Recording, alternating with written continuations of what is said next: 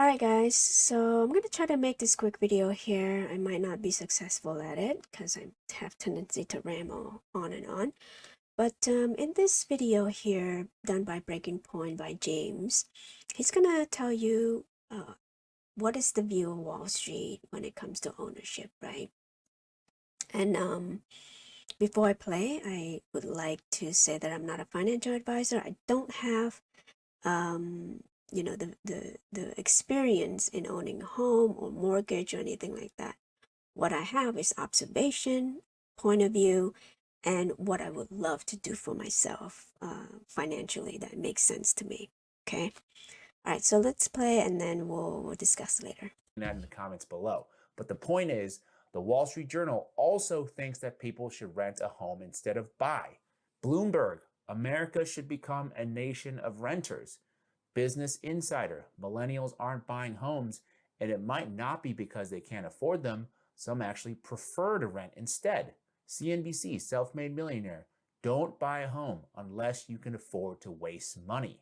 You can see over the past few years, for some reason, the prevailing opinion of numerous mainstream publications, financial experts, real estate investors, and many others has become that for a regular person, homes are actually a bad investment, and becoming a nation of renters is good.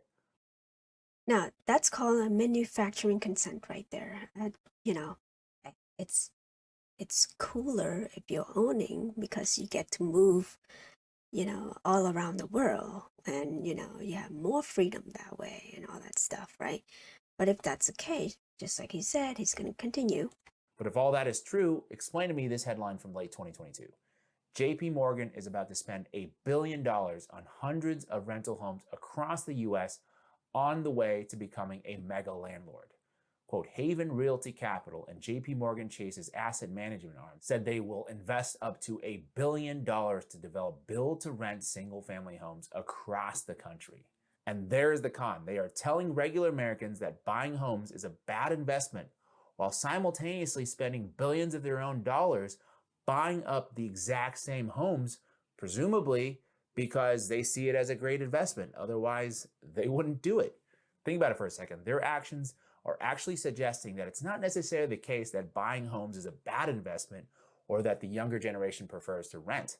The more likely truth is a change in business strategy, and that going forward, instead of lending you the money to buy a home, banks are now going to use that money to buy and build homes that they have no intention of selling to you, hence the pivot from Wells Fargo. That's the future of housing. We are headed towards a world where there will be very few mortgages to write because most everybody will be renting. That's a nail in the head right there. This is a dangerous, trend right here. It's because I think they're gonna do whatever they're gonna do, right? And be successful at it.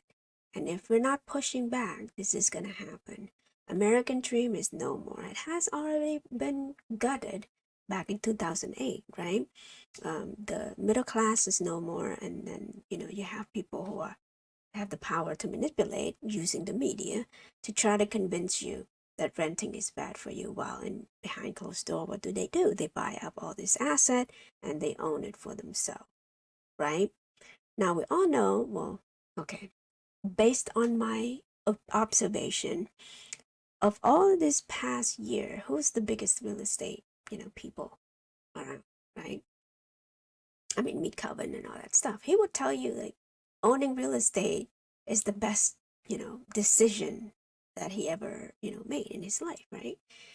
They have the incentive to give you the worst financial advice, right, to do in order to benefit from it in the future. And this is the trend here, right?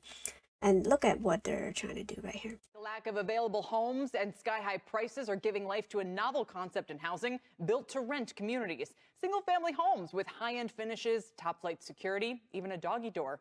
But no mortgage, and the idea is gaining steam. One of America's biggest home builders, Taylor Morrison, says it expects build-to-rent to make up nearly half of its business in the next few years. And my next guest is a pioneer of build-to-rent properties. Yep.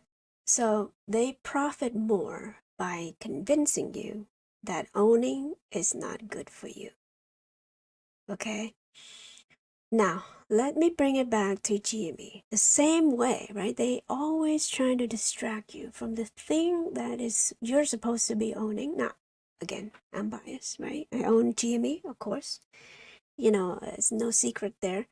But it seems to be like a prevailing theme over here. All these past 2 years, you've seen article after article trying to convince you to sell GME, right? Oh, look, there's other meme stocks out there that to Bed Bath and Beyond and all this, you know, twinkling light and, the new CEO coming out and trying to, fight naked shorting and look at the CEO, look at these companies being attacked and all that stuff. Everything to try to drive volume away from GME. And look, people who are here steadfast, knowing what the company is doing, they're not going to sell. I'm not going to sell because I know what the company is doing. The same way with the rent versus own. Now, they have the financial incentive for you to be renting, right? Just like you were saying, it's highly profitable for them. I mean, 50%? That's nuts, right? And if they're able to do this, then they are able to package it as a security to trade on the stock exchange. And that's another way that they could make money on top of your suffering in order to advance them moving forward, right? And this is another dangerous part as well for the people who are actually fortunate enough to have the money to own real estate. I'm worried that with this segment or with this type of way of thinking, they are successfully convincing people to rent even though they couldn't buy at this moment in time.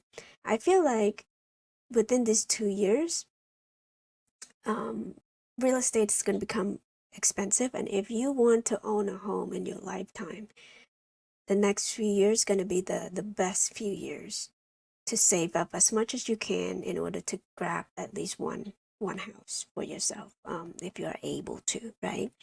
Now, for those people who thinks that they cannot right now, I would, save as much as you can, to see if you could put a down payment within this a couple years coming, because again, if this is the trend, my worry is that they're not even going to write the rest of the mortgage to the people who actually have 30% down, because this business model for the bank now is more profitable to lend it to these Wall Street people, right? All right, so I'll end it here. Make your own decision. My thought, my opinion is that owning is better because that's how you build wealth towards your future retirement or even passing it on to your kids, right? Yeah, so I'll end it here. Thank you for watching.